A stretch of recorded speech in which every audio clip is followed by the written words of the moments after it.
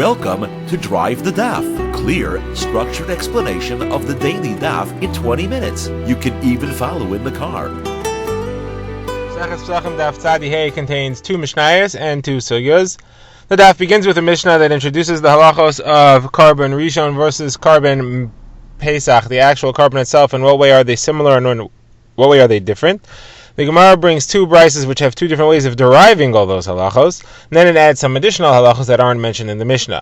Then we get to our next Mishnah, which discusses the halachos of a carbon Pesach that's brought Tuma as it pertains to Zav and Zavos, other types of Tuma that do not have a heter to bring the carbon Pesach at all. So first of all, we begin with a Mishnah that lists how carbon Pesach Rishon and carbon Pesach Sheni are the same and how they are different. And it says as follows. Difference number one is that Pesach Rishon you can't have any chametz. Pesach Sheni you're allowed to have chametz and matzah in your house.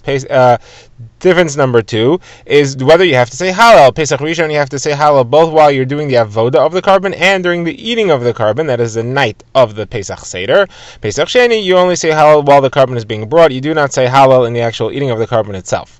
Now the Mishnah adds a way in which they are the same. Both of them have to be roasted, and both of them have to be with matzah and maror, and both of them push away the halachos of Shabbos. You're allowed to bring them on Shabbos themselves. Okay, now the Gemara has two sets of brises which explain how these halachos are derived. So the psukim that teach about Pesach Sheni lists three halachos, and then it says in general all the halachos of Pesach Rishon apply to Pesach Sheni. The three halachos it says are as follows. It says first of all, it says Yasu Oisi. It says you should make the carbon. Halacha 1 it says Al matzah zumerim yachlu. Carbon Pesach Sheni should be eaten with matzah and mar.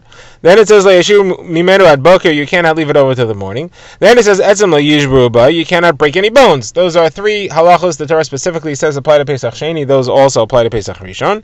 And then it adds, you should do all the rules of carbon Pesach Rishon apply to carbon Pesach Sheni. So we have here is three prats and a klal, three specific halachos listed, followed by one generalization of halachos. Now, how do you understand this? How do you understand why these are brought together, why these are listed separately, and why there is a generalization afterwards? Usually when you have a specific followed by a generalization, the generalization is to add onto the category of the specific. How does it work here? So the Gemara notes that there are three levels of specificity we may have over here. One, there are mitzvos of the carbon that are in the carbon itself, how the carbon itself is actually brought and made and used. Those would be halachos like breaking the bones and leaving it over till the morning. Then you have halachos that are on the carbon. They're not the carbon, but they're literally together with the carbon. That would be halacha, like eating it together with matzah and maror. And the third category is you have halachos that are nothing to do with the carbon. They're just side, around, going on, not on the carbon, just happening at the same time. Those would be halachos like eating chametz, or having chametz in your house at the time that you're bringing the carbon itself. So the Gemara says as follows. The prat, we have a machlokes between the Tana Kama in Ambraisa and Isi ben Yehuda in the Ambraisa, how you learn the prat specifically over here. So Isi ben Yehuda says the prat is only specifically mitzvah shebagufay. All these things are specific things which are halachos that apply on the carbon itself. There are specific things. As a matter of fact, it even says yasu oisa. You should do it. You should make it.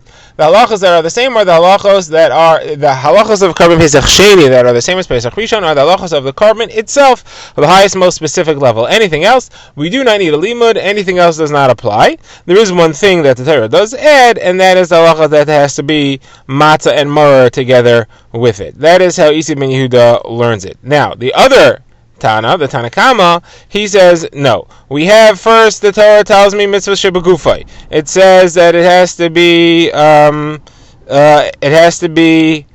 leisishbru bay, and it has to be leishu mimenu ad boker. You can't break a bone, and it has to be nothing left over until the morning. Now, I would think that therefore the only mitzvahs of carbon Pesach Rishon that apply to Pesach Sheni are ones that are actually in the carbon itself. The Torah comes and adds another one. It also says Al matzah zumerim yachlu. You should add that as well. Now, once we've expanded the category to include mitzvahs that are along with it, I may think that the expansion goes further, and it also includes things that are around it, that are nearby, that are not directly involved, such as not having chametz in your house.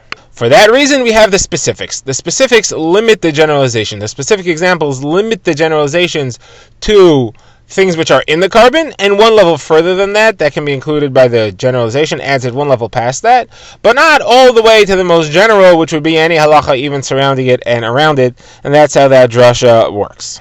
The Gemara now asks, according to Isi ben Yehuda, why do I need this specific example of etzem lo yisishbru? Rashi asks, you should also not need lo yashiru mimenu ad boker. But the Gemara doesn't ask that. The Gemara asks, why do you need etzem lo yisishbru? But why do you have to list that specific halacha? You told me that it says yasu. I say it only halacha shebegufay that apply to Pesach Rishon also apply to carbon Pesach Sheni. So Gemara answers he has a special drasha for etzem lo yisishbru. By that's to teach me that it applies both for the bones that have marrow in them and for bones that don't have marrow in them. That's a sugya which we've discussed earlier. Then they were asked, according to the Rabbanan, what are they going to do with the words yasu oisa, which seems to imply that it's only in the guf of the carbon itself that halachas apply.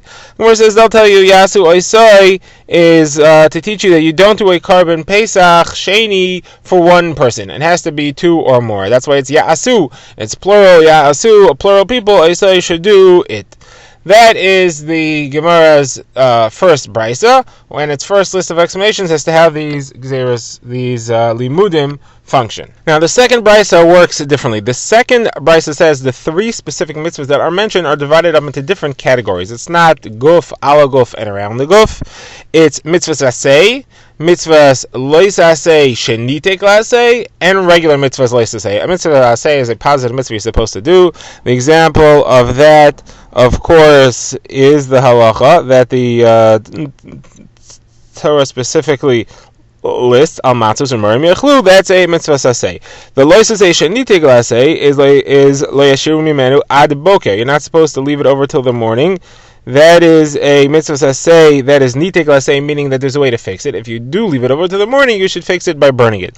And the regular mitzvah lo saseh that has no fixing is esem lo yishbro. You should not break a bone. Now, each of these is later generalized when it says afterwards and it generalizes all these three mitzvahs. So each of these therefore has a specific and a generalization, and therefore there's an inclusion and an exclusion on each of these three levels. There's an inclusion and an exclusion on a mitzvah saseh, there's an included and excluded mitzvahs lo saseh shenite glaseh, and there's an included and excluded lo saseh regular. What are they? These three things. So the Gemara says as follows: the included mitzvahs aseh is the mitzvah of tzliesh, that you have to roast it. What's excluded? The mitzvah of the mitzvahs aseh of destroying your chametz. That's excluded from the carbon Pesach Sheni. The Gemara says, how do you know that's what it should be? Maybe switch it. The Gemara says, well, if you have a choice between two, and one is in the guf of the carbon, and one is around and outside the carbon, I'll choose the one that's in the guf. Therefore, I'll choose tzli, and I'll reject the mitzvah of destroying chametz. That does not apply. As far as mitzvahs aseh, mitzvahs lo yisaseh shenite glaseh, the one that is included is lo yisaitzi mimenu min habayis chutz. You're not allowed to bring it out of the house. That's a mitzvah shenite glaseh, because you could bring it back into the house. Once you bring it out of the house, this Tana holds you're commanded to bring it back in. There is a machlokes about that, but that's what this Tana, this brisa holds. That's what's included. What's excluded? The mitzvahs lo yisaseh shenite glaseh of bal yiro bal yamatzeh. You have to destroy. You have to make sure you do not have any chametz around. That's also nite glaseh, because if you do have chametz around, you could destroy it. Now, Gemara again asks, how do I know which one to exclude, which one to exclude? I include the mitzvah shebegufay, the one of not bringing it out of the house while you're eating it, and I exclude the one that's chametz related, which is around it. Now, as far as the regular lo yisaseh, so the one that is the one that is included is etzem lo yishbru boy.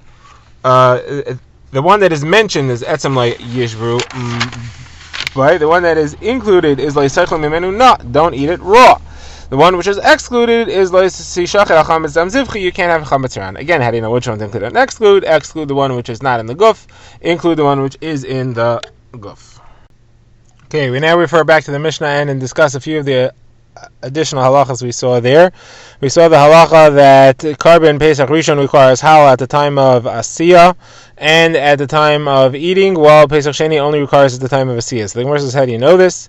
The Gemara says the singing of halal at the time of the bringing of the carbon is learned from a pasuk in Yeshaya that says, Ashir yalachem kelel eskadesh chag. The song should be for you like the night of the holiness of the chag. That's referring to the night of the carbon Pesach, and that is the time of eating, this Seder night, and that's only referring to the first one. The Hiskadesh Chag is only Pesach Rishon. When it's Pesach Sheni, it's not Hiskadesh Chag. So there you see that only Pesach Rishon has halal at the time of eating, at the Laila, at the Seder, at the Leil Hiskadesh Chag, while Pesach Sheni does not have halal at the time of eating. How do you know, though, that it does have halal at the time of the avoda? So Gemara gives two explanations. One is that the pasuk only says that it's the leil that requires a hiskadesh chag. If it's not laila, there is no limitation to the time of hiskadesh chag. There is no limitation to the time of Yom Tov. The avoda, which is during the day, the shchita, which is during the day, that is even if it's not hiskadesh chag. That's even Pesach Sheni. The other explanation the Gemara says is that it's logical. How could you have an avoda of Klal Yisrael bringing a special avoda, a special carbon without halal? Just like when we shake the lulav, we sing halal. When we do a carbon Pesach, we for sure have to bring halal. Okay, next halacha in the Mishnah was that Pesach Sheni, just like Pesach Rishon, is doche Shabbos. It pushes away the halachas of Shabbos. You could bring it even if Pesach Sheni falls out on Shabbos. So Gemara says that implies that it's only Shabbos that it's doche, but Tuma it's not doche. Meaning if you have rov, if you are tamei, without rov, if you are tamei, you cannot bring Pesach Sheni. So Gemara says this is actually machlokes Rabbi Yehuda and the Tanna Kama. The Tanna Kama holds this way. Tanna Kama holds that if you're tummy, you can't bring Pesach Sheni. Rabbi Yehuda holds if you're tummy by Pesach Sheni, you could bring it. Gemara says what's their machlokes? It's logical. The Tanna Kama says the whole point of Pesach Sheni was because you can't bring a carbon Pesach B'tumah. That's why we have a Pesach Sheni. If we're going to let you bring it B'tumah, you may as well have brought Pesach Rishon, and therefore you obviously definitely cannot bring Pesach Sheni B'tumah. Rabbi Yehuda says no. We wanted to give you a second opportunity. The first one you were Tamei for, we'd like to give you a chance to bring it b'tahara. Can't bring it b'tahara, at least you should bring it b'tumah. Why not? There's no reason not to. We wanted to try to get a tahara chance. If it didn't work out, at least bring it b'tumah. Now, the Gemara points out that there's another shita that Rabbi Yehuda has, and that is the halacha of lina. The Torah says you have to spend the night of Pesach in the place where you're eating it, which is Yerushalayim. You have to spend the night in Yerushalayim. That's learned out of the pasuk that says Ufanisa b'abekar v'alachta le'alecha. The morning afterwards you can go home, but that night you have to spend in Yerushalayim. Now, says Rabbi Yehuda, that is only true by Pesach Rishon. Why? Because the pasuk right after Ufanisa b'abekar v'alachta le'alecha says Sheishes Yamim Teichal Matzos. So only a carbon that is related to a 6 additional days of matzah eating, only that has the mitzvah of a fanisa b'abekar v'alachta that you go home in the morning, but you have to spend the night of the Seder there in Yerushalayim where you were. That is, again, only restricted to so you see from there that the mitzvah of spending the night is only when there's a 7-day long Yom Tov of matzah eating. However, Pesach Sheni, where you only have 1 day, so there's no inyan of a fanisa b'abekar, there's no mitzvah to go home in the morning, but to spend the night previously in Yerushalayim. The Gemara says, now, since these two opinions of Rabbi Yehuda seem to be contradictory, because we have a brisa that says, it quotes Rabbi Yehuda one way, and then it does not agree with Rabbi Yehuda the other way. The brisa says that Pesach Rishon and Sheni are both doche Shabbos and doche Tuma. That has to be Rabbi Yehuda. But then it goes on, and it says, Pesach Rishon requires lina, and Pesach Sheni also requires lina. They both also require spending the night in Yerushalayim. But it's got to be Rabbi Yehuda. This brisa has to be Rabbi Yehuda because it says that you can bring Pesach Sheni b'tumah, and it also can't be Rabbi Yehuda because it says that there is a mitzvah of lina even on Pesach Sheni. So where it says that it is Rabbi Yehuda, and this Tana, it's not Rabbi Yehuda himself, but somebody quoting Rabbi Yehuda, a Talmud of Rabbi Yehuda, and this Tana argues on the other Tana as to what Rabbi Yehuda really holds. So you have a dispute what Rabbi Yehuda holds about lina or not. Is there a mitzvah of lina by carbon Pesach Sheni, or is there not such a mitzvah? Okay, this brings us to the next Mishnah, which discusses the halachos of other types of Tuma when there is a carbon being brought b'tumas meis, what their halacha is. So, as we've seen, the halacha is that when rov the congregation is tamei, tumas meis, you're allowed to bring the carbon Pesach anyway, you're allowed to bring it b'tumah, but that's only tumas meis. So what happens if the carbon is being brought b'tumah, like that, and there are a bunch of people that have other types of Tuma on them, like zavin or zavos and nidos or yoldos? So there's 3 halachas. First of all, they're allowed to eat from the carbon. Second of all, they're allowed to go into the azara. The it is usher generally for someone tamei to eat kachim, and it's usher generally for someone tamei to go into the azara. During the time of a carbon being brought betuma, you're allowed to eat it, and you're allowed to go in. What applies to the zav and the zavas, the nidus and the olos? And the third question is, if they do, and it's forbidden, do they get curry? So the Gemara says as follows. The Gemara says they definitely are not allowed to eat. They definitely don't get kares. The question is, what about going into the Beis HaMikdash, into the Azara? They're not allowed to go in. There's a machlokes Tanakama against Rabbi Eliezer whether or not they get kares for it. Tanakama says they would get kares if they go in, and Rabbi Eliezer says they would not get kares for entering into the Azara.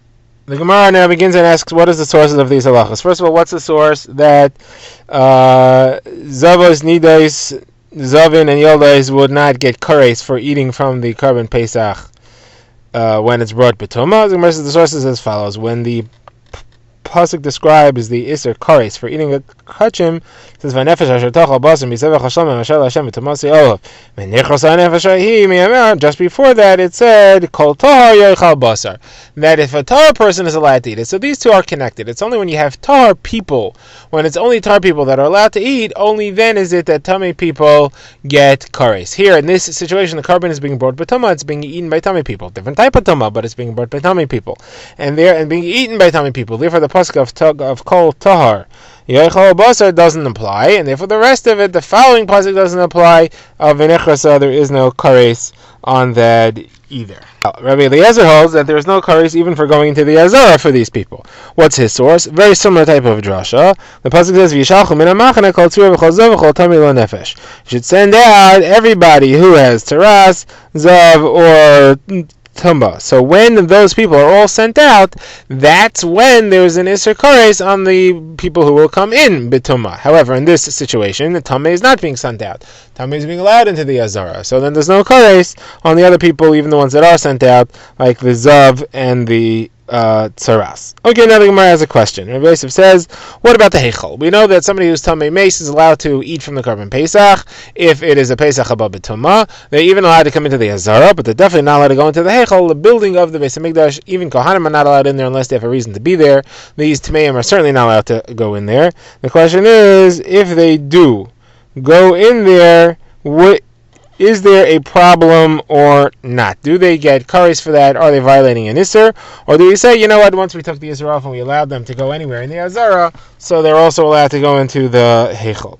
So Gemara brings an answer of Rava with a pasuk to back it up, but we have two conflicting versions of what Rava said. One he answered the Chumrah, one he answered the Kula. And the drasha was from the same pasuk, from the one we just mentioned. V'yishalchu min ha'machane. So the first drasha is that Rava says v'yishalchu min ha'machane, that you should send them out of the camp. Sometimes even you send them only out of part of the camp, meaning sometimes they're allowed into the Azara, but they're not allowed into part of the area. That is, they're not allowed into Heichal. When is that they're allowed in the Azara, not into the Heichal? That's when you have a carbon haba b'tumah, carbon pesach haba b'tumah, because Rov l'tzibur is tamei. They're allowed into the Azara, but they're not allowed into the Heichal, and therefore that's l'chumra is not allowed into the Heichal. Rava's second drasha is that there's a connection between v'yishalchu and the next words el michutz machane tishalchum. You have to send them completely out of the camp. That teaches that only when they're being sent completely out of the camp is there an isser at all of yishalchum min machane, of sending them at all out of the camp. Once there's no isser of sending them completely out of the camp because they're allowed into the Azara, then there's no isser at all regarding any part of being sent out of the camp, and therefore they're allowed into the Heichal. Welcome to Drive the Daf. Clear, structured explanation of the daily daf in 20 minutes. You can even follow in the car.